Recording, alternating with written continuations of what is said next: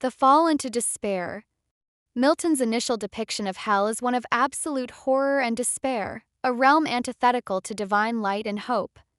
It is a dungeon horrible on all sides round as one great furnace flamed, yet from those flames no light but rather darkness visible. This infernal world is a place of regions of sorrow, doleful shades, where peace and rest can never dwell, hope never comes, utterly far removed from God and light of heaven.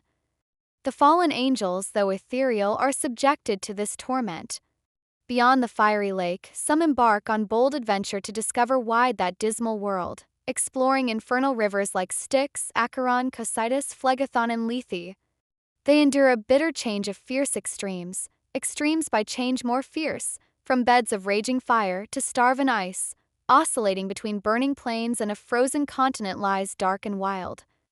This is truly a universe of death, which God by curse created evil, for evil only good, where all life dies, death lives.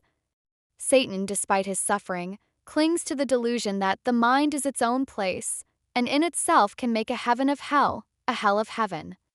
This statement reflects profound spiritual ignorance, as he attempts to assert his sovereignty even over his internal experience, denying the external reality of God's supreme control. His unyielding and rebellious spirit is not a sign of true strength, but the essence of demonic illusion, a mindset that echoes modern self-help mantras like mind over matter, which often ignore deeper spiritual truths. My father paused, looking out at the rain. This depiction of hell is a powerful metaphor for the material existence of conditioned souls who are deeply entangled in ignorance and under the influence of illusion, he said. The Gita teaches that the entire material world, with its perpetual cycle of birth, old age, disease, and death, is fundamentally a place of suffering. Those who are perplexed by various anxieties and bound by a network of illusions will inevitably fall down into hell. This hellish situation is exacerbated by moral decay leading to widespread suffering, much like how environmental neglect or societal greed creates collective misery today. The suffering endured by Satan and his legions mirrors the predicament of conditioned souls in this material world. Like him, we are in the midst of the material ocean, struggling for existence, tossed by its waves without any real control over our circumstances.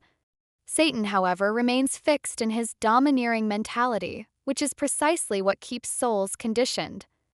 He is an example of those who, being distressed by their circumstances, they take shelter of intoxication, and thus they sink further into ignorance, intoxication not just of substances, but of power, fame, or revenge.